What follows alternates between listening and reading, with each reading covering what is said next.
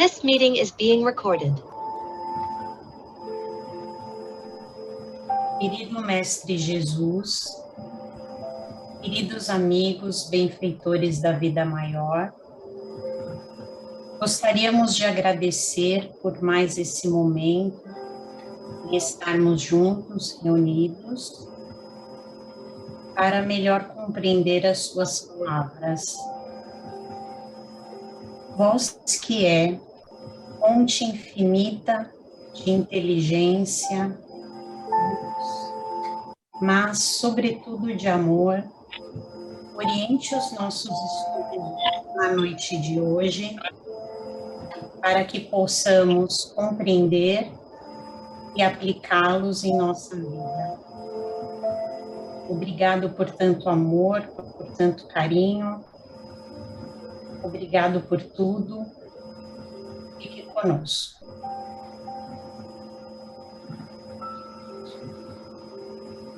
Obrigada, Lilian.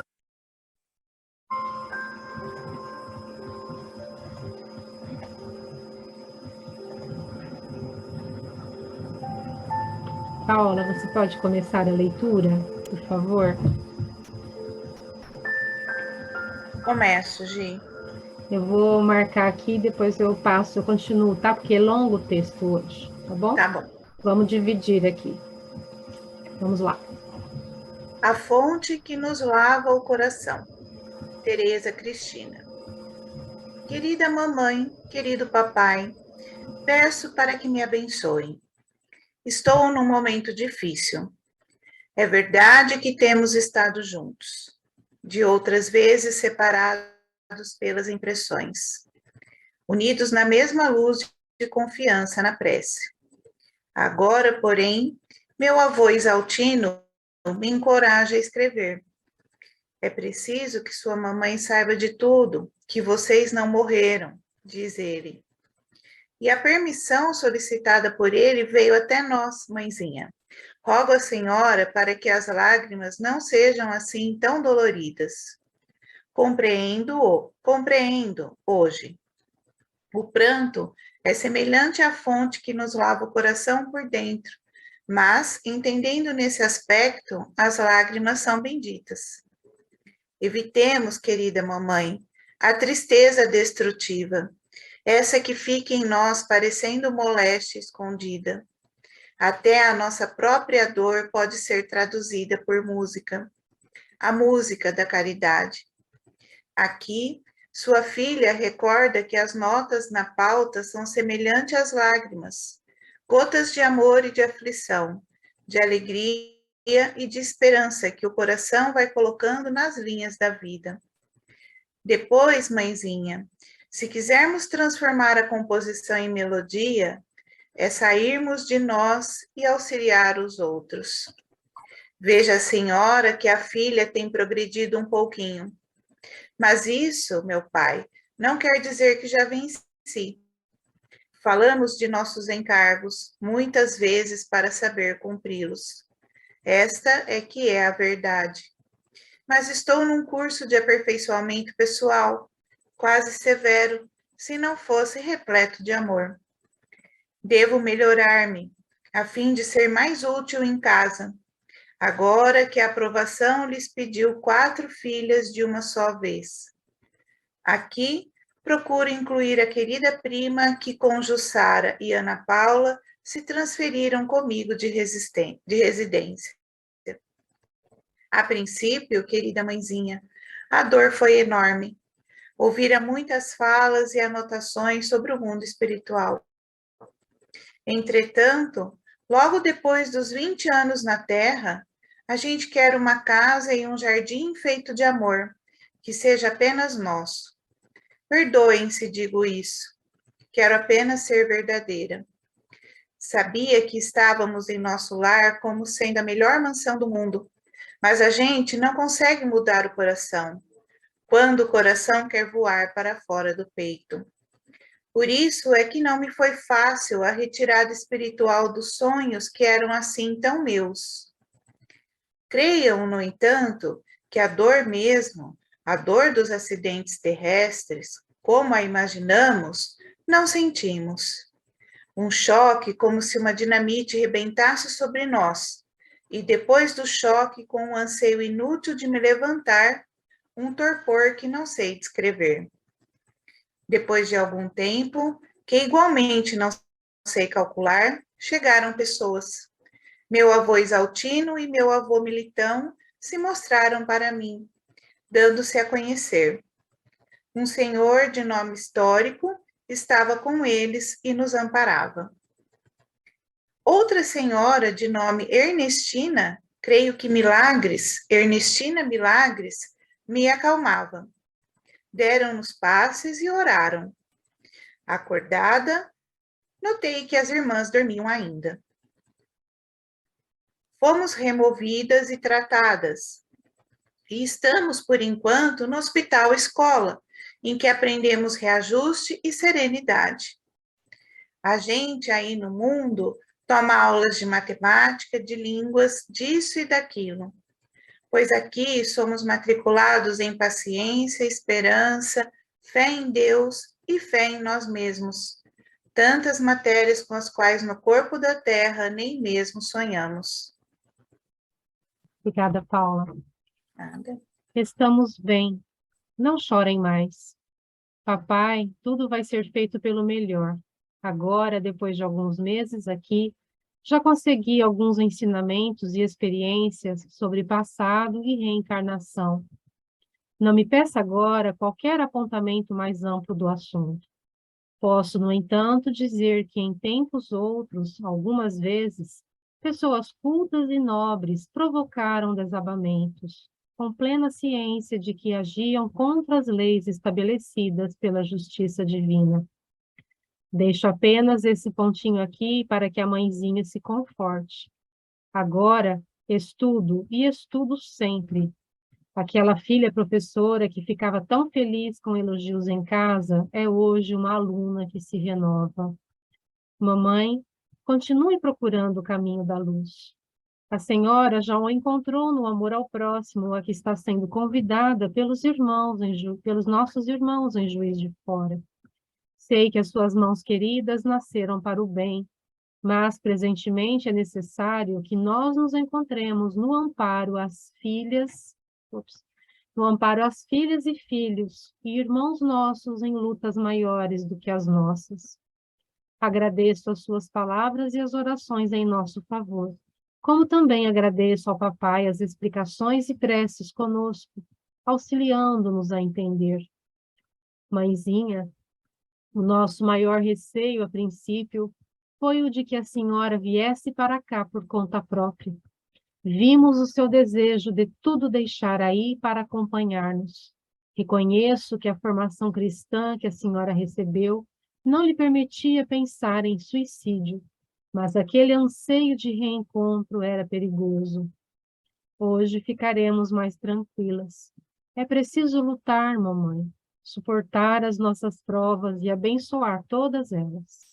É preciso aceitar a vontade do Senhor, que é bondade constante para conosco. Tudo recebemos do céu como sendo o melhor que nos sucede. A inconformação é que taxa com sofrimento maior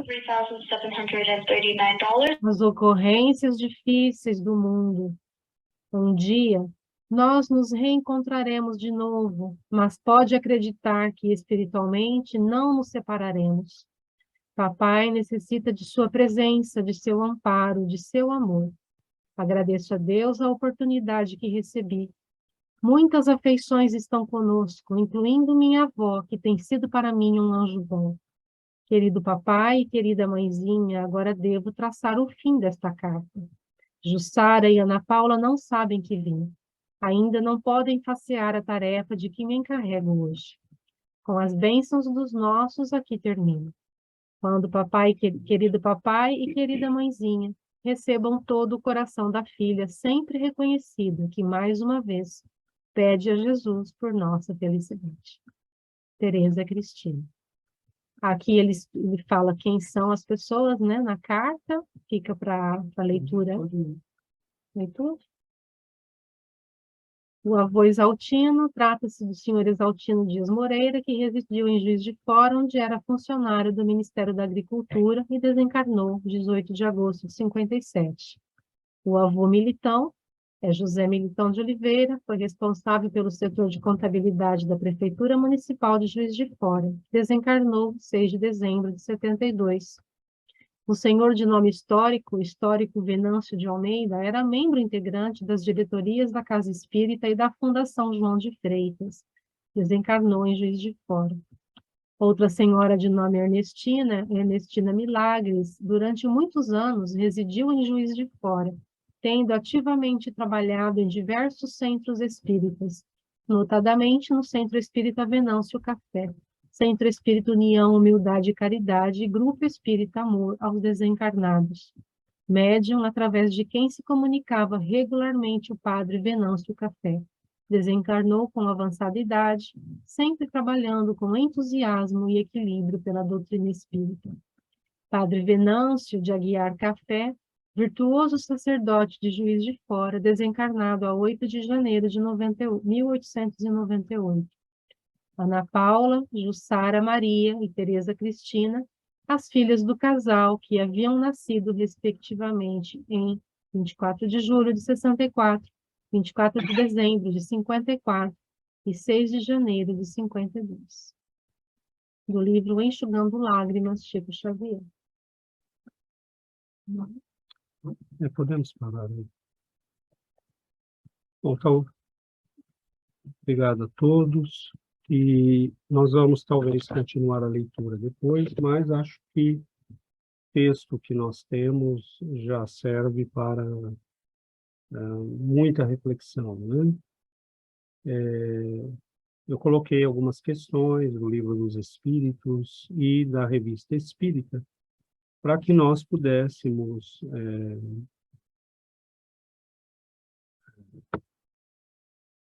fornecer, né, elementos, né, teóricos, conceituais para as nossas reflexões. No entanto, são 3 irmãs e uma prima que dormia na casa no dia do acidente, e elas moravam próximas de um hospital, e a parte do hospital que ficava do lado da casa desmoronou, caiu sobre a casa, matando as 4 meninas. Então, é óbvio, né, que nós estamos diante destas tragédias terríveis que acontecem com muitas criaturas humanas no nosso planeta, com pessoas como nós, que estão vivendo suas vidas e fazendo suas coisas e que nunca imaginam, né, que uma situação dessa pode se produzir. Então, a carta é riquíssima, né? Tem muitos elementos que são claramente de influência dos benfeitores e daqueles que estão auxiliando a menina a escrever.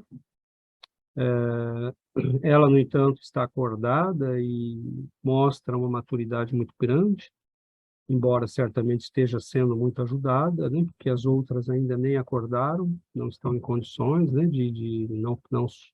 Não conseguiram superar o trauma, e ela deixa, né, em vários momentos da carta, elementos de grande importância para a nossa reflexão. As perguntas que nós colocamos no Livro dos Espíritos são para levantar as questões, né? Quem não se pergunta diante de uma coisa dessa? Isso estava escrito? Tinha que acontecer? Por que comigo? Né? Como assim? Né? Que existe um Deus, onde, quando, como, que me deixa acontecer uma coisa dessa? Porque eu tenho 3 filhas e uma sobrinha e perco, né, as 4 num acidente estúpido como esse? Então, há muitos elementos e há uma coisa extraordinária nisso tudo, que é o fato destas famílias terem acesso a alguém que só aparece de 1000 em 1000 anos nesse mundo. Alguém como Chico Xavier. Então, não é todo dia né, que você vai ver uma coisa dessas. Não é. Então, eu pedi para a Giovana ler, inclusive, os nomes, porque não tem como, né? Não tem como. Numa noite, ele recebia, às vezes, 7, 8, 10 cartas destas, todas com nomes que as próprias pessoas da família, às vezes, não sabiam, né? Um senhor chamado Histórico, uma senhora chamada Ernestina dos Milagres. Eram pessoas completamente desconhecidas, né? Ou esquecidas, na, que não tinham muito a ver com a família, eram trabalhadores de um centro espírita. E a médium, a dona Ernestina, recebia o padre falecido lá no final do século XIX. Então, nós estamos diante de provas da imortalidade que são inquestionáveis. E como esta, tem milhares de cartas. Se só tivesse uma como essa, nós já estaríamos diante de algo que merece muita reflexão, né? Então, eu não sei, eu acho que eu vou abrir para os comentários de todo mundo. Há vários elementos na carta que eu acho que vale a pena a nossa reflexão. A par, a questão da prova da imortalidade maravilhosa e o que seria dessa mãe, desse pai, Cristo de Deus, né, se não tivesse a bênção de ter encontrado o Chico Xavier. Quem de nós não cairia numa profunda depressão, num suicídio ou em coisa do tipo, diante de uma situação dessa, né? Então, eles tiveram a bênção de encontrar, né, a pessoa do Chico e, com certeza, encontrar, assim, como uma agulha num palheiro, né, receber uma mensagem dessa. Quando milhares de pessoas nesse mundo vêm a óbito e passam por tragédias, mas nem todo mundo tem a bênção de poder reencontrar seus entes queridos de um modo tão claro, tão direto, tão perfeito, né? E abro, então, para ver, né, se vocês gostariam de juntar elementos aos nossos comentários, e, se não, a gente daqui a pouco passa para as outras questões também.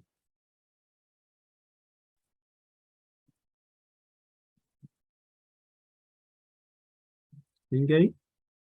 Oi, Yuri.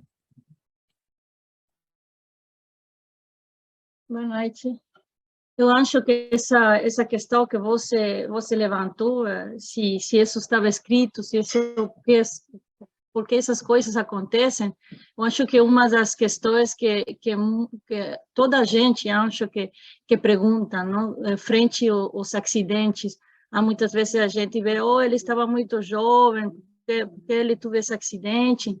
Então, essa questão eu me fiz também, e eu sei que a doutrina nos assinala, não, que é um instante da reencarnação e o instante da morte são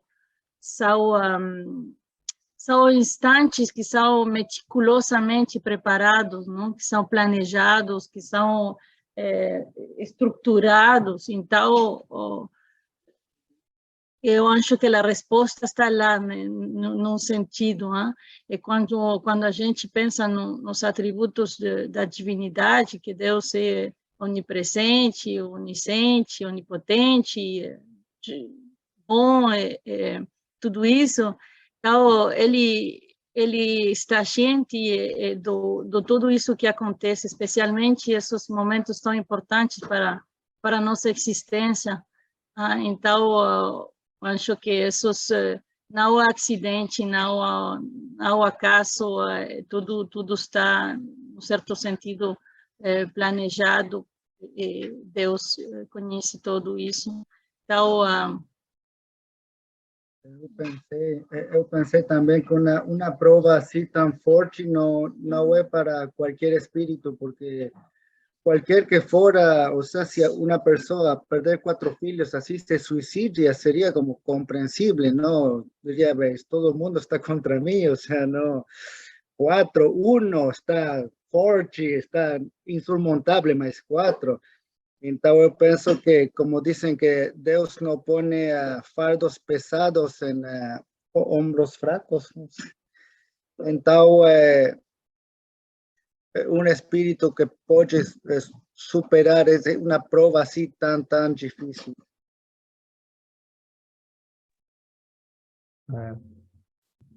É interessante, né? A Yuri nos lembrou as características, né?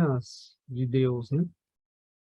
E acho que toda sabedoria, toda bondade, toda justiça.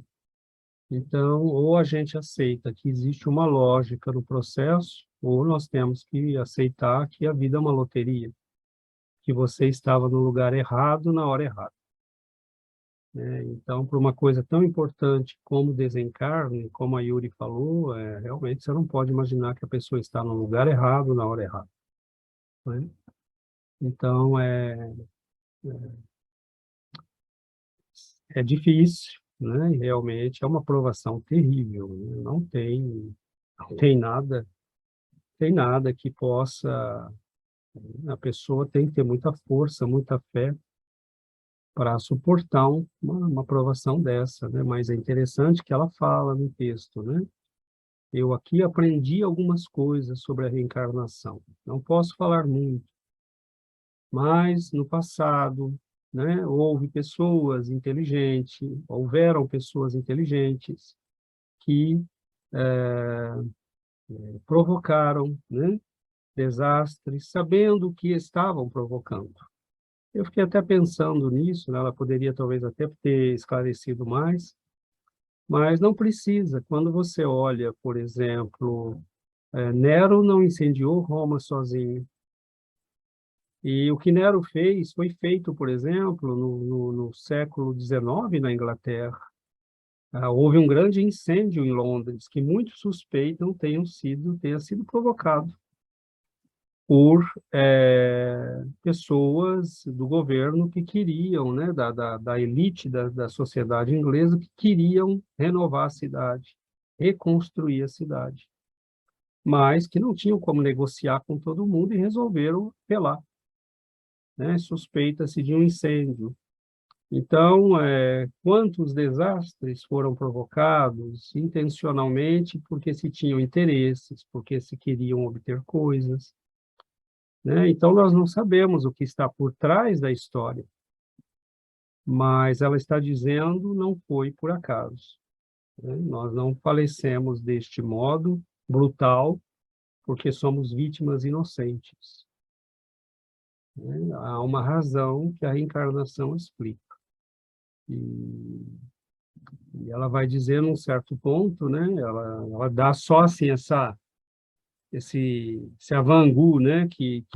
Ponte, Esse, chama de ponte. essa degustação aí do elemento reencarnação, e ela não precisa, né? Mas ela poderia certamente ter feito mais, né? Mas ela com certeza recebeu orientação para não fazer. Oi, Paulo. Eu estava pensando aqui nessa linha de raciocínio, né? E a atenção é toda voltada para os pais, para o pai e para a mãe. O que eu fiz para merecer isso, perder logo os filhos todos de uma vez? Por quê, né? Fica todo esse questionamento do porquê. E toda dúvida diante da fé. Quem cuida, por que comigo? Mas a partir do momento que você tem um esclarecimento desse, você passa a entender que você tem a sua aprovação, assim como as 4 meninas têm a delas. Cada espírito único, cada espírito responsável pelas suas ações, né? E embora tenha sido um desencarne coletivo, porque eram 4 meninas juntas, cada uma tinha responsabilidade sobre si mesma. Então, quando você passa a entender que isso não está no seu controle, porque cada um é único e cada um responde por si mesmo, você tira um pouco essa coisa do, nossa, por que a mãe está passando por isso? Não é só a mãe ou só o pai, né? A família em questão. E no texto, na carta, ela dá uma receita para a mãe sair dessa tristeza, né? Evitemos a tristeza destrutiva que fica conosco parecendo uma moléstia. Ela dá uma receita para usar isso como caridade e ajuda aos outros, ao próximo, se movimentar para fazer o bem, para que tudo isso se restabeleça de uma maneira harmoniosa no plano espiritual, no universo, né? Para que essas vibrações sejam equilibradas, porque uma situação dessa cria uma desarmonia muito grande, vibracional. É inevitável, né? O tanto de pensamentos que passam, o sofrimento, a dor da separação, a saudade. Então, tá aí a receita, transformar, como o Chico sempre falava, transforme em boas obras, tenha boas atitudes, o bem gera o bem, faça caridade, né? Que todo esse sentimento ruim vai acabar, essa tristeza, essa moléstia, né? Que fica lá dentro, vai acabar sendo dissipada. Fácil não é, obviamente, mas a receita está aí, né? E graças a Deus essa mãe tem uma fé que não a permite fazer coisas contra a própria vida, né? E a gente tem que se apegar nessa fé, onde tudo está, como a Yuri disse, de acordo com o que tem que ser. Nada sai do prumo, né? E, embora seja difícil, a grande lição é essa, né? Perfeito, Paulo. É muita coisa, né, para pensar. E, rapidamente, você levantou a questão da... Eles não dizem não fique triste, né? Não fique com a tristeza destrutiva, né, improdutiva, né? Transforma essa tristeza em trabalho, transforma essa tristeza num combustível que você possa usar para fazer o bem e construir. Senão, cai na depressão, né? E uma última coisa que a Paula comentou, que eu acho que vale a pena ressaltar, é como as nossas concepções podem nos ajudar, né? Se essa mãe não tivesse uma formação espiritual, provavelmente católica, né? De Juiz de Fora, um povo de Minas é muito católico, ela teria certamente pensado seriamente em suicídio. Então, na hora das tragédias, é às vezes muito tarde para adquirir algo. É por isso que a gente tem que ter quando for necessário, porque no momento em que for necessário usar, você precisa ter já adquirido. Então, as nossas concepções, a nossa filosofia de vida, nossa forma de ver o universo, tudo isso é testado nesses momentos. E se você não tem, você é aquela casa construída sobre areia que vai certamente afundar, né? Ser levado embora com a enxurrada e com as tempestades. Porque um evento desse né, uma tempestade, um furacão que passou, né, sobre a vida dessas pessoas. Esse texto é riquíssimo, né? A gente tem vários pontos que a gente pode levantar. A Yuri levantou, a Paula acabou de levantar um dos pontos, e eu fiquei aqui imaginando. Essa semana nós fizemos um estudo na quarta-feira sobre o livro, né, Missionários da Luz, e uma coisa que nos chamou muita atenção foi a bondade dos espíritos benfeitores, né?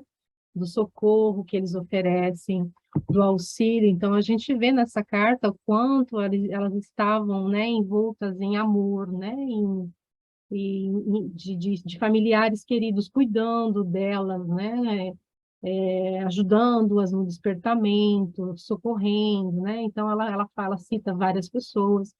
Então, isso é algo que a gente não tem nem como, né, imaginar como é que eles estão o tempo todo, né, nos ajudando, nos socorrendo e fazendo de tudo por todos nós, né? Outra coisa que ela fala, que no mundo, elas estavam num hospital escola e que no mundo tomava aulas de matemática, de línguas, disso e daquilo, pois aqui nós estamos matriculados em paciência, esperança, fé em Deus, fé em nós mesmos. Então, eu achei muito legal isso, porque eu fico imaginando as grandes salas de aula, com todos os espíritos, né, aprendendo sobre coisas realmente importantes E é o que a gente está fazendo aqui, né? Nós estamos fazendo esses cursos aqui agora, sobre fé em Deus, sobre ter esperança, né? Sobre ter confiança em nós mesmos, sobre confiar na justiça divina. Então, esses estudos que a gente faz, esses encontros que a gente tem, né, durante a semana, para fortalecer esses elementos em nós, né? Porque desencarnar, né? A gente pede a Deus que a gente possa desencarnar de forma natural, depois que estiver velhinho, né? Que tiver criado os filhos e, né? Então, a sequência natural da vida, mas a gente não sabe o que pode nos acontecer, né? Essas meninas nunca imaginavam que uma parede ia cair sobre a casa delas e que elas, 4 de uma vez só da família, desencarnassem de uma só vez. Então, a gente não sabe se a gente vai estar vivo amanhã, semana que vem. Então, esse tipo de curso que a gente faz aqui, de fortalecimento interior, fortalecimento espiritual, é essencial para a nossa vida, né? A gente precisa se fortalecer por nós e pelos familiares nossos, pelos entes queridos nossos, porque é natural da vida que as pessoas partam, né? E a gente tem que estar o tempo todo, né, se preparando para isso. Então, esse evento, né, 4 meninas de uma vez só, a gente já estudou aqui, já tivemos a ocasião de estudar sobre o desencarne coletivo, quanto que a espiritualidade trabalha para reunir as pessoas. Então, certamente, se a gente tem confiança num plano maior, num Deus de amor, bondade, sabedoria e justiça, não tem como, né, acreditar que um desencarne como esse seja o acaso. Existe um planejamento, existe mesmo como ela cita, né, mesmo elas podem ter, né, nascido já com isso planejado, né? Nascido com isso planejado, como um resgate de vida delas. E nós, há algum tempo, acho que faz mais ou menos um ano, nós tivemos a comunicação de um casal lá da cidade onde a gente morava, no Brasil. Esse casal, eles desencarnaram num acidente de carro, deixando 3 filhos. E na comunicação, a esposa, né, no caso a mulher, ela dizia que eles tinham planejado esse desencarne dos 2 de uma vez só para pagar uma dívida de uma vez só. Então, esses desencarnes muito bruscos, assim, que a gente lamenta tanto, né, é um acordo feito no plano espiritual. Ninguém parte dessa forma brusca se não há razão. Então, a gente, confiando em Deus, a gente tem que ter a certeza de que existe uma lei por trás, né, uma lei natural, uma razão, uma sabedoria divina, e um ensinamento muito grande para essas almas todas, porque se elas morreram assim, elas estão aprendendo.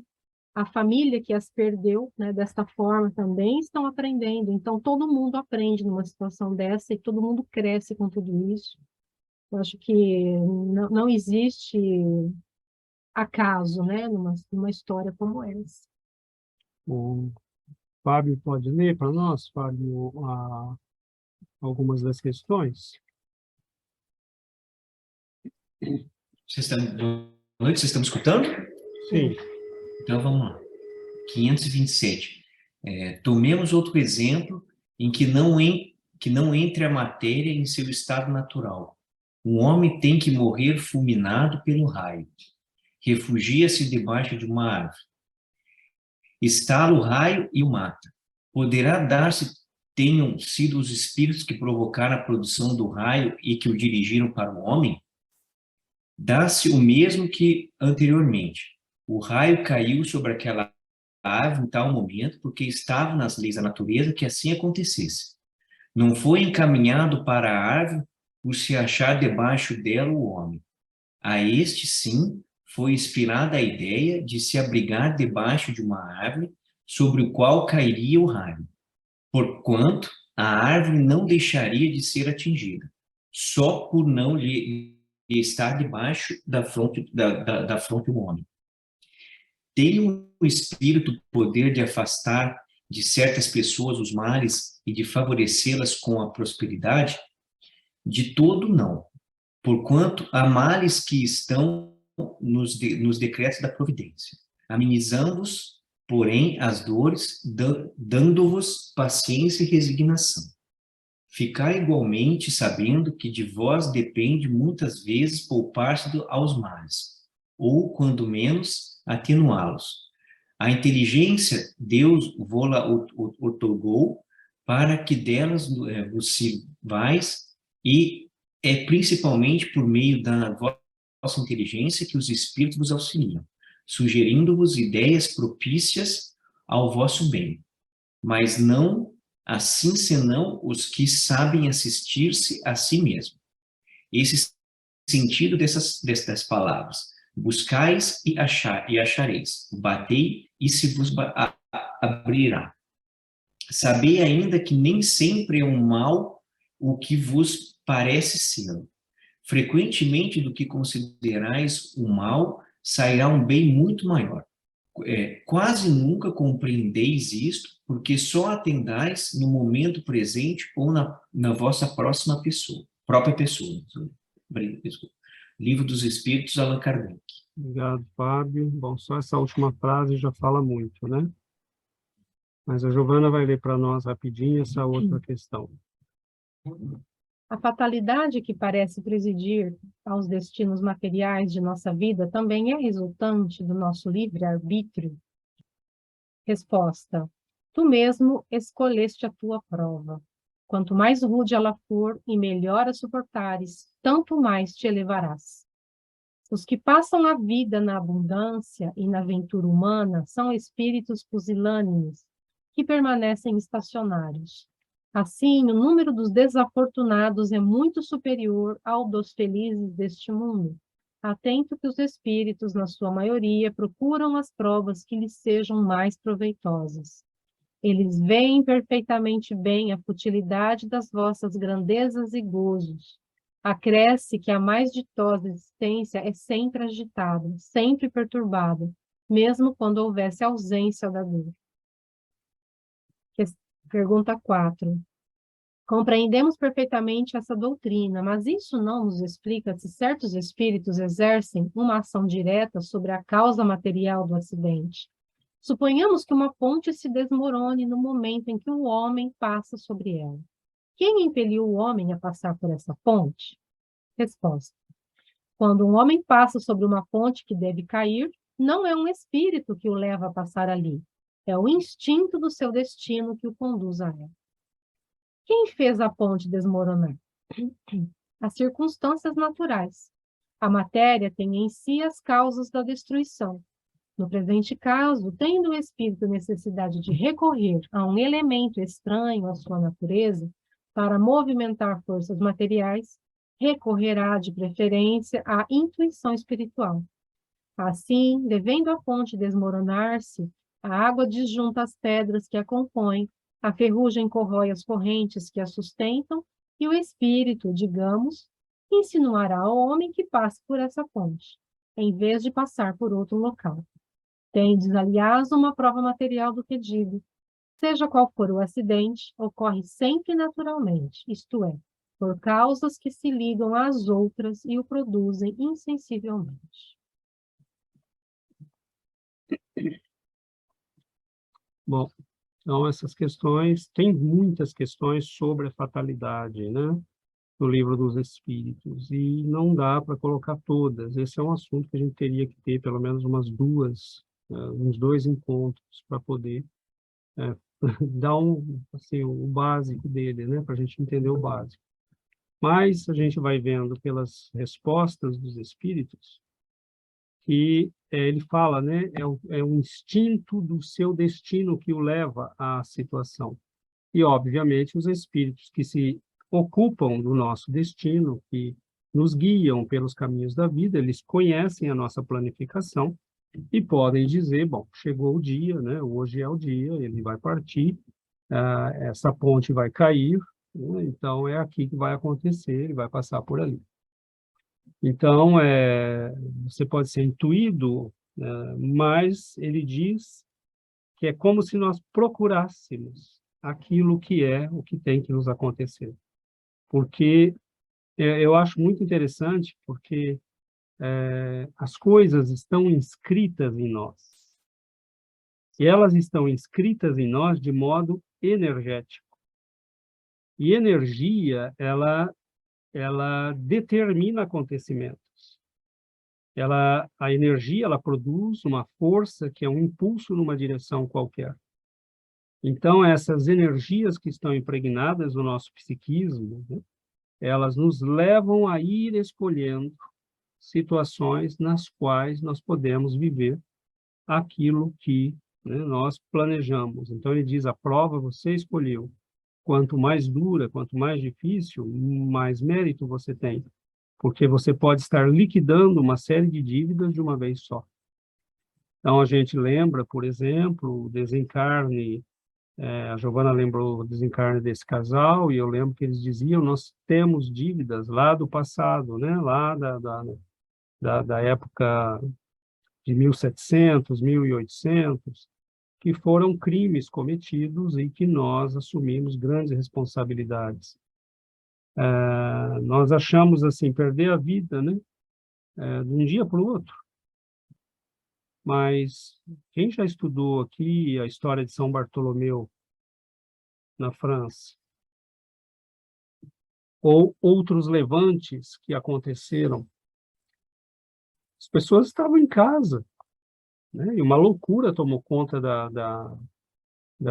dos homens do governo e do que foram, né, na França, no século XVIII, XVII, acho que foi, que, assim, morreu 5 pessoas numa noite em Paris, né, porque 5.000 pessoas, e eles entravam nas casas, quem fosse protestante estava morto, né? Então, você era tirado da tua casa, liquidado e acabou, entendeu? Então, assim, quem fez isso assumiu compromissos. E muitas vezes você vai dizer, eu quero morrer do jeito que eu matei. Né? De surpresa, fica na consciência. Você não consegue se livrar daquilo. E numa noite, uma pessoa dessa pode ter matado vários.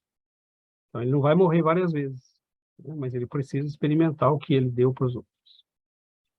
Então, é a doutrina nos dizendo, nada fica impune.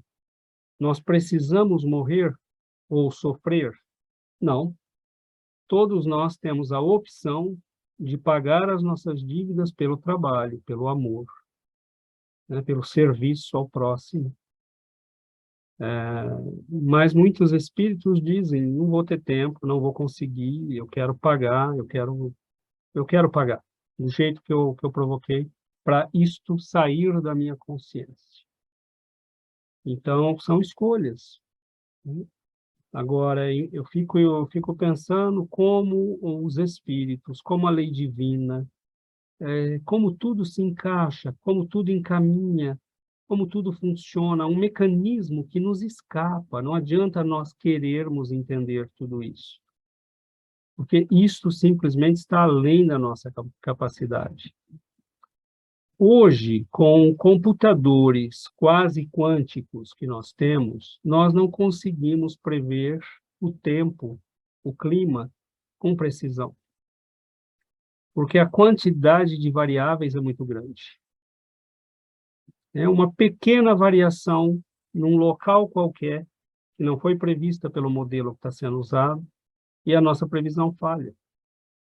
Então, nós que temos agora computadores extremamente potentes, que fazem milhares de cálculos por segundo, não conseguimos ainda, né, fazer certas previsões. Os modelos econômicos quase sempre falham, né? Vai acontecer isso, isso, isso e aquilo, e não acontece nada. E tudo que não estava previsto acontecer, acontece. Então, nós estamos lidando com coisas que vão muito além da nossa capacidade. Como todas as vidas humanas se interligam, como elas se interligam com os espíritos, bons e não bons, como as leis divinas estão presidindo a tudo isso, usando espíritos de grande sabedoria, que comandam grandes eventos, como a nossa vida se insere na vida dos outros, como o que uma pessoa faz pode determinar coisas que vão acontecer Por exemplo, um presidente da República, o impacto das ações dele não são o mesmo que a minha. Então, que é um conjunto de fatores que está... E como a providência utiliza tudo para o bem de todos, com o mínimo de sofrimento possível, né? Dentro das condições que nós temos de evolução. É um mecanismo muito, muito, muito fora da nossa capacidade. Mas, sem a doutrina espírita, nós não teríamos sequer condições de começar a discutir o assunto. Né? Agora, com reencarnação, imortalidade, lei de causa e efeito, os elementos que a Yuri lembrou da providência divina. Né? Aliás, existe um texto belíssimo no livro A Gênese, que chama Providência Divina, no qual ele mostra que tudo está conectado a Deus. Não tem nada acontecendo que ele não esteja sabendo, que ele não esteja vendo, que ele não esteja a par. Então, é impossível, porque ele é o criador disso tudo. Então, o que nós fazemos? Nós dizemos, Senhor, eu não tenho a menor ideia de por que está acontecendo isso. Por que está acontecendo comigo, por que nós estamos passando por isso, mas eu tenho certeza que o Senhor sabe e que um dia eu saberei. Então, por hora, eu escolho confiar na tua sabedoria. Por hora, eu escolho confiar no teu amor, na tua justiça. Né? E como a Lilian lembrou muito bem na prece dela, né? Deus é suprema inteligência, mas é supremo amor. Né? E esse aspecto nós não podemos esquecer nunca. Ele é supremo amor. Então, se ele pudesse nos dar um caminho sem sofrimento, ele nos daria. Mas, às vezes, ele não pode. Faz parte do nosso aprendizado. Mas vamos lá. Abrimos. Acho que o Daniel Oi, quer Daniel. falar. Muito lindo esse texto. E cada vez que a gente estuda algo, eu sempre penso como que é perfeito a coisa, né? Se eu fiquei pensando esses dias, por exemplo, se todo mundo nesse planeta soubesse sobre causa e efeito, você acha que um cara ia um dia resolver explodir um prédio, matando tantas pessoas, sabendo que ele seria responsável por todo mundo que está ali? E que ele iria ter que pagar. Você acha que ele ia fazer isso? Simples assim, né? Então, é um ensino, é isso que você falou, ele é tão às vezes, incompreensível para muita gente, mas quando a gente começa a entender, é que é uma simplicidade tão grandiosa, não é?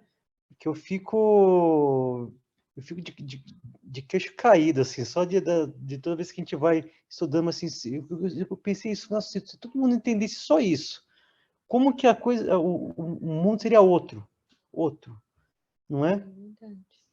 Mas eu queria só falar um pouquinho sobre o texto anterior, que, Giovana, eu também lembrei bastante do livro que nós estamos lendo, né? De que quando você desencarna dentro do que foi combinado para na sua história, como que você é socorrido, né? Como você recebe ajuda, vem os avós, isso achei bonito isso, a família se reencontra de novo, vem uma avó de um lado, avô do outro, isso eu achei muito bonito, né? Ao passo que quando você quebra o seu contrato, né? Você se mata, coisa assim, você fica sozinho, né? Você não tem ajuda. As pessoas não podem vir te ajudar. Então, isso foi um assunto que me chamou muita atenção, de como que você é bem recebido lá no outro plano. Então, se a gente tem esse conhecimento, a gente até quando perde alguém, né? E isso ajuda a dar um conforto, não é? Né? Então, quando a minha avó faleceu, a minha família perdeu o chão. E eu acho que se a gente tivesse a base que a gente tem hoje, nossa, seria tão melhor. Né? Então, o ensinamento que a gente aprende aqui é valioso, que a gente leva não só para essa vida, mas para as outras, né? Enfim, era isso. Obrigado. Perfeito, Daniel. E às vezes, né, esse exemplo que você deu, às vezes os espíritos até vêm para nos ajudar, né, mesmo quando você comete um suicídio, mas você não tem condições de vê-los, Não, é né, e de exatamente. ser ajudado. Então, não que nos falte ajuda, mas você está numa condição que você não consegue sequer ver, às vezes, o auxílio, né? Agora, você falou Exatamente. da família, né, eu lembrei dessa... É muito bonito, né? Eu estive 2 vezes presente nesse tipo de reunião e vi pessoas, né? Inclusive conversei com uma senhora que recebeu uma carta e é assim, é comovente porque você está diante de uma prova, assim, mas é bonito porque você vê aquela multidão de espíritos que você diz sumiu, desapareceu, não existem mais, acabou, né? É assim que as pessoas pensam. E não, né? Eles estão todos ali, gente que a família às vezes nem sabe quem é, né? E que estão trabalhando, que estão recolhendo as pessoas da cidade. Toda cidade tem, né, hospitais, postos de serviço da espiritualidade, núcleos, colônias espirituais. E o trabalho deles é imenso. E gente que desencarnou lá em 1800 e pouco e está trabalhando e ajudando as pessoas. E ali, diante do desencarne dessas meninas, né, de repente a família entra em contato com toda uma realidade que continuaria ignorada de todo mundo. E assim, é comovente ver, à medida que a gente lê o texto, né, é emocionante, é comovente você ver, né, a possibilidade do reencontro e a gente às vezes pode não ter um Chico Xavier à disposição, mas nós temos os meios de entrar em contato com eles. Agora, nós precisamos cultivar isso, né? Então, momentos como este, momentos como a prece, né? Os momentos em que nós entramos nesses estados de elevação espiritual, porque nós lembramos deles, nós cultivamos a lembrança com carinho, nós enviamos boas energias, e aos poucos eles têm condições de ir entrando em contato conosco.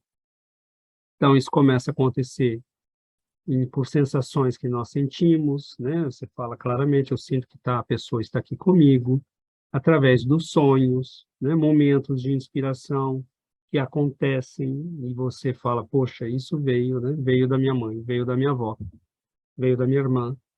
Então, é estar atento, porque eles perderam o corpo, mas eles continuam nos amando, eles continuam querendo participar. Muitos deles reclamam disso.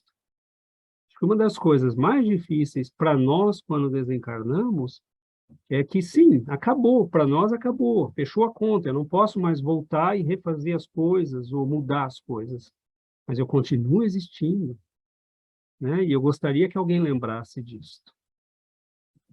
Então, que alguém lembrasse e falasse, ele não desapareceu, né? Ele é lembrado, aquela pessoa é lembrada com carinho. Então, isso... Os antigos tinham um respeito pelos mortos que é muito diferente do nosso, né? Nós tiramos da morte toda a dignidade que ela tem. Nós fizemos tudo o que foi possível para torná-la o menos impactante possível, mas com isso nós tiramos a dignidade que existe na morte, o respeito que existe na morte. Por exemplo, os romanos tinham em casa pequenos lares, né, que eles chamavam. Eram pequenas capelinhas, no qual eles colocavam pequenas estatuetas representando as pessoas que tinham partido. E oravam para essas pessoas. Os egípcios também, né? Então, assim, muitas civilizações mantinham esse culto do respeito aos mortos, a lembrança deles, né? E feito com equilíbrio, com carinho, né? Inclusive isso pode ajudá-los, mas pode permitir também que eles nos ajudem. E é muito bom, né, você saber que não foi esquecido, Deixa eu contar Nós recebemos da nossa família também uma carta da minha avó, da minha bisavó. Meu avô era português e nasceu em 1903 em Portugal. Com 25 anos, ele deixou a família e foi embora para o Brasil, depois de uma briga com o irmão dele. Ele tinha um irmão gêmeo, e acho que eles se desentenderam, ele foi embora para o Brasil, e aí acho que perdeu o contato. E se eu me lembro bem, não sei se minha mãe está aí, ela pode me corrigir, mas eu acho que ele não tinha mais contato com a família dele. Naquela época não tinha. Né? E era assim, uma época muito difícil, não tinha internet, né? Para mandar uma carta, eram meses para uma carta chegar. Então ele foi embora para o Brasil com 25 anos e deixou a família em Portugal e foi embora. Ele faleceu com 93 anos. E no dia do falecimento dele, o César estava fazendo uma palestra no centro. E no centro que a gente frequentava tinha um médium de psicografia. E naquela noite que meu avô ele foi apagando como uma velinha, uma vela, assim, que foi apagando aos poucos, sabe? E a mãe dele, naquela noite, enviou uma mensagem dizendo que estava esperando por ele. E minha mãe deve ter a carta ainda até hoje, mas você vê a mãe com quem ele, depois de 25 anos até os 93 anos, quando ele perdeu a vida, foram décadas, né, e a mãe dele estava lá esperando por ele. Então, foi muito emocionante, né, o desencarne dele. Ele era um doce de pessoa. É isso. Muito bom. Estão lá, as pessoas que nós amamos continuam do outro lado. E, na verdade, nós, numa das questões do Livro dos Espíritos, eles falam, sim, é natural que vocês fiquem chocados, tristes, mas você ficaria chocado se um amigo saísse da prisão? Ficaria triste se um amigo saísse da prisão e voltasse para casa? Mas, para isso, a gente precisa entender que esse mundo é uma prisão, que o corpo é uma prisão, que viver neste mundo, né, e cumprir os nossos deveres e fazer tudo certinho, tem um peso, né, de quem está numa prisão, pagando suas dívidas, aprendendo. Ou nós estamos numa prisão, ou nós estamos numa escola, ou nós estamos num presídio, dependendo da nossa situação espiritual. Então, ou num hospital, né? Então, você não ficaria triste com um familiar que deixou o hospital, finalmente foi para casa, né? Ou deixou a prisão e voltou para casa. Mas a gente pensa na nossa vida terrena como a única, porque nós não cultivamos a compreensão da vida espiritual. E essa compreensão, ela não pode ser uma coisa distante. É algo que tem que impregnar a nossa vida. Então, assim, eu acho que a gente não precisa ir ao que os egípcios iam, né? Então, por exemplo, um egípcio começava a construir o seu túmulo o mais cedo possível, porque eles todos tinham consciência da morte. A morte era uma coisa que fazia parte da civilização egípcia. Todos devemos nos preparar. E muitas vezes eles faziam, o aniversário da pessoa era realizado do lado do túmulo, né, para que ele lembrasse, né, que estou indo para lá, eu passei mais um ano aqui, mas estou indo embora, não vou ficar aqui para sempre. Então, a gente não precisaria chegar nisso, mas a gente não pode viver na negação da vida espiritual e não cultivar a vida espiritual e não mergulhar profundamente na reflexão sobre isso. Porque esta vida, né, Platão dizia isso lá em 2400 a.C., né, essa vida que nós temos aqui é um reflexo. Ela é um reflexo, ela não é... A coisa real está lá do outro lado. Então, as grandes almas já perceberam isso, né? E agora, isso não pode ser teoria, isso tem que ser algo que se impregna na nossa consciência, que me faz viver de uma maneira coerente com essa concepção,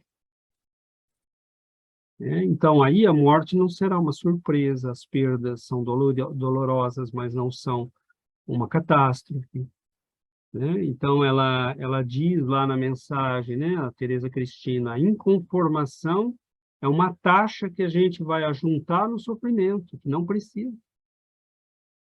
Então, você tem um imposto para pagar, mas ainda você junta uma sobretaxa em cima dele, que é a inconformação.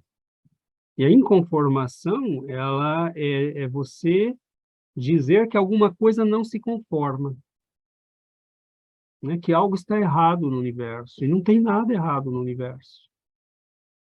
Né? Você dizer que Deus não sabe o que está fazendo. Então, olha a nossa ignorância.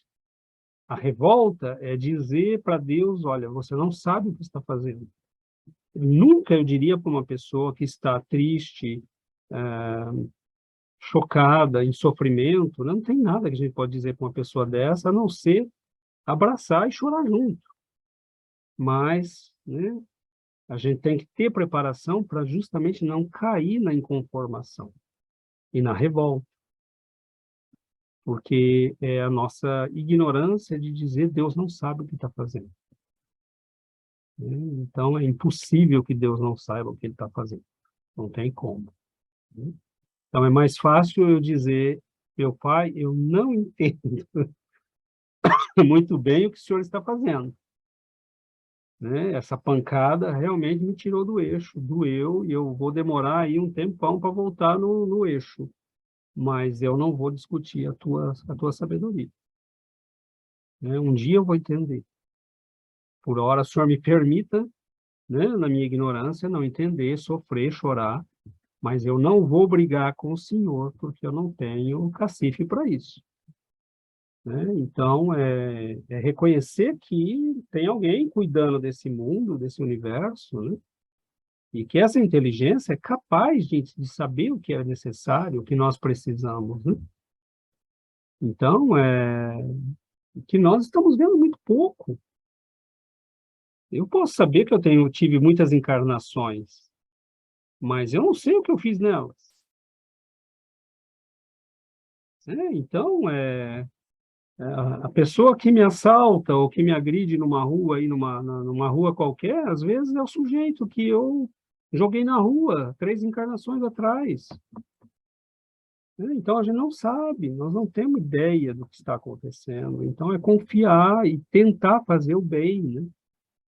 Acho que a gente tem que se concentrar nisso, é não esperar as tragédias, é não esperar, é fazer o bem, é socorrer, se implicar no bem.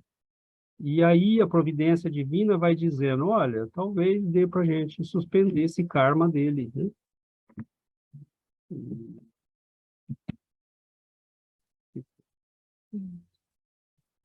Então, às vezes, a gente ter esse bom senso. Né?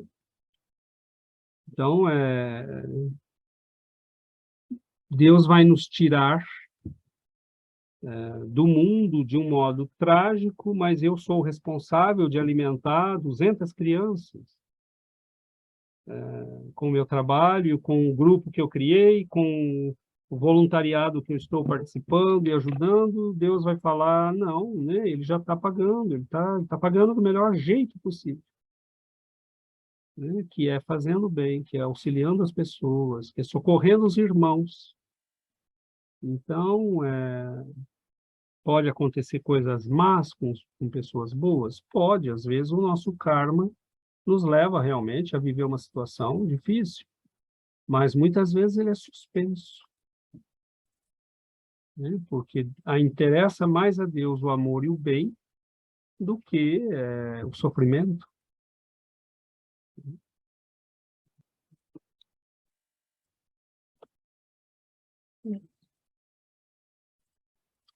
Bom, não tivermos... Oi, Yuri. Eu estava pensando nessa parte que fala do instinto, do destino. Eu conheci uma pessoa que ela falou com as pessoas que tinham problemas e depois ele disse, ok, o tempo terminou. E depois ele teve um acidente e ele morreu. Então, como muitas pessoas, eu acho que têm esse instinto, não? Que falam, ou que se despedir, você se despedir das pessoas um dia assim, ok, o último dia que eu vejo você, coisas assim, e depois a pessoa morre, né? Então como muitas pessoas têm isso, e se a gente tivesse essa intuição, esse instinto muito desenvolvido, não perderíamos tanto tempo, não, fazendo tantas coisas erradas, ou não perderíamos, trabalharíamos mais, fazeríamos mais serviço e tudo isso. Então, eu encontro muito interessante essa parte. Eu tenho essa intuição que eu vou morrer muito velha. Eu sempre tive essa coisa na minha cabeça. Pode ser porque minhas mulheres na minha família morrem muito velhas, mas muitas vezes nós falamos com Sebastião, oh, se eu morro, você vai fazer isso por mim. E Sebastião diz todo o tempo, não, sou eu que vou morrer antes que você. Então, nós temos muito essa intuição do momento, mas é muito interessante. Obrigada. Tem muitas cartas, Yuri, dessas como essa, né, que nós trouxemos hoje, que muitos jovens contam e as famílias falam, né? Ele comentava que ia morrer cedo, ele falava que não ia viver muito. E muitos deles tinham uma ânsia muito grande de fazer tudo muito rápido. Queriam fazer, né? Não queriam só namorar, já queriam namorar, noivar e casar. Queriam começar a trabalhar logo, queriam ter família, queriam ter filhos, porque eles sentiam, né, que o tempo era um tempo curto.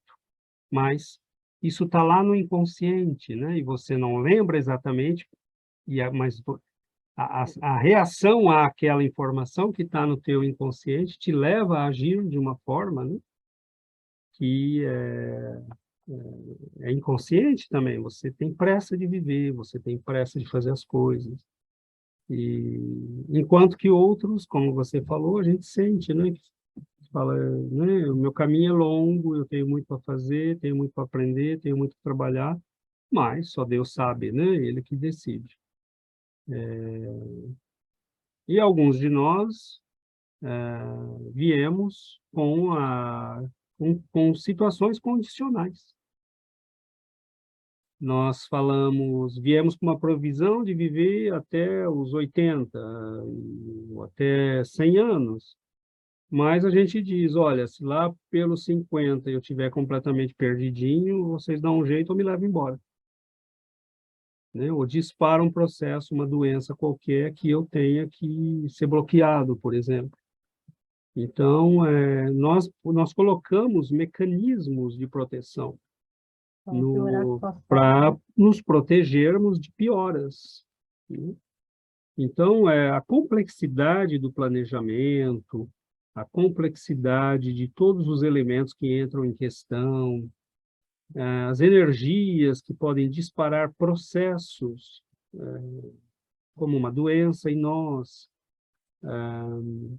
a quantidade de espíritos e de pessoas que às vezes aparecem, que nos ajudam, que interferem na nossa vida, que nos levam a encontrar alguém, um livro, uma pessoa, que vão nos mudar o destino.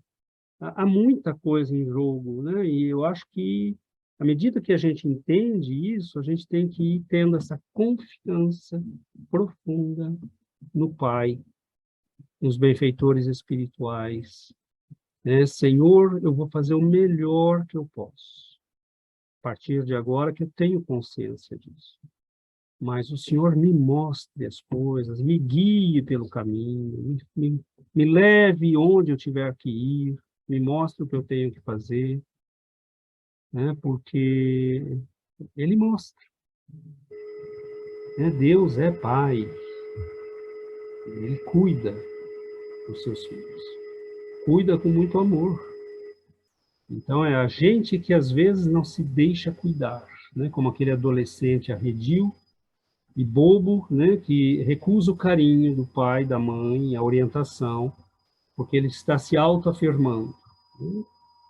E muitos de nós nos autoafirmamos na besteira, né? Porque aí acabamos fazendo um monte de besteira que vai nos custar muito sofrimento, enquanto que seria mais fácil ter aceito a orientação e o carinho daqueles que nos amam, né? Então, Deus vive essa mesma situação de pai incompreendido, né? E com filhos, às vezes, rebeldes e cabeças duras, teimosos, né? Mas ele continua nos amando, nos oferecendo todas as possibilidades. E um dia nós vamos aprendendo, né? Agora, repito e finalizo aqui, porque o nosso tempo está acabando. Se nós já estamos entendendo isso, que a gente não demore para começar a criar essas bases espirituais de confiança, de respeito, de meditação, de acolher a intuição superior. Nesses momentos em que nós estamos aqui, os espíritos estão agindo, interferindo nas nossas vidas, agindo sobre os nossos familiares, nos enviando intuições. Às vezes a intuição vem por uma pessoa que está falando no grupo, né? E aquilo cai para nós como, né, uma chave na fechadura. Você fala, puxa, era isso que eu precisava ouvir hoje. Então, é esse o processo, né? A gente criar essas bases sólidas. E aí, seja lá o que for que nos aguarda no futuro, nesta encarnação ou em outras, né? Às vezes nós criamos tragédias lá no passado que não somos capazes de resolver agora. E às vezes estamos numa vida em que o Pai nos dá um intervalo para dizer, vê aí o que você faz para angariar créditos. E talvez você possa mudar aquilo que te espera daqui 2 séculos. Né? Então, nosso destino está sendo mudado a todo momento. Cada pessoa que eu encontro, cada coisa que eu falo, o meu destino está sendo construído, talvez daqui 3 séculos. Né? Então, essa perspectiva que a doutrina espírita nos dá, isso a gente não vai achar por aí, não. Né? Então, é realmente de uma profundidade, às vezes assustadora, né? Mas maravilhosa, porque nós não somos vítimas do acaso. Nós somos construtores da nossa vida, do nosso destino, da nossa felicidade ou da nossa infelicidade. Então, quanto mais rápido eu tenho consciência disso, menos eu deixo as coisas por conta, né? Vamos ver, deixa como tá para ver como é que vai ficar. Não, não, não, não, não, não. Mas é isso. Daria para a gente ficar aqui 3 horas, né? Porque e nós exploramos alguns pedaços, algumas coisas, né? Muita coisa ficou aí sem que a gente tocasse.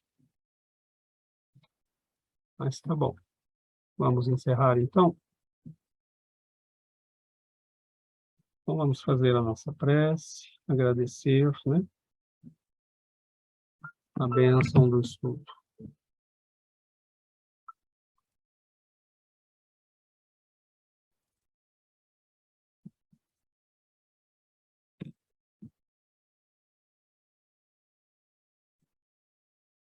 Querido Mestre Jesus, divina presença de luz, de amor, de compaixão,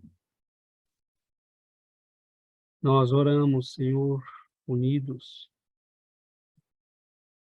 para rogarmos vossa intervenção. Que o teu amor encontre caminho nas nossas almas. Que o teu amor, Senhor, encontre ressonância nos nossos corações. Ajuda-nos, Senhor, a viver com sabedoria, com entendimento, com alegria, cumprindo, Mestre, nossos pequeninos deveres, mas que são tão importantes para o nosso futuro. Em face, Senhor, de tudo que sabemos e aprendemos aos poucos, ensina-nos a não mais julgarmos. Nós sabemos tão pouco. Ensina-nos, Senhor, a vivermos com mais compaixão, compreendendo que nosso Pai tudo vê, tudo sabe, que mesmo os fios de cabelo da nossa cabeça estão contados e nem uma folha cai de uma árvore, se assim não for das determinações de nosso Pai. Então, Senhor, ensina-nos a fazer o melhor, a vivermos da melhor maneira possível, a inserirmos na nossa vida a compreensão espiritual, a alegria de servir, de trabalhar, de estudar, de aprender, de transformarmos nossos mundos interiores para sermos criaturas melhores. Que o Teu amor, Senhor, nos abençoe, nos guarde, nos guie pelos caminhos da vida. Quanta alegria, Mestre, quanta alegria podermos entender Tua mensagem, compreender Teu amor, estarmos amparados por estas almas benditas, seres queridos, mestres, amigos, que nos envolvem com tanta ternura. Que nossas vidas sejam abençoadas e que nós aprendamos, Senhor, a abençoar a vida. Fique conosco, Mestre, hoje e para todos sempre. Que assim seja, Senhor.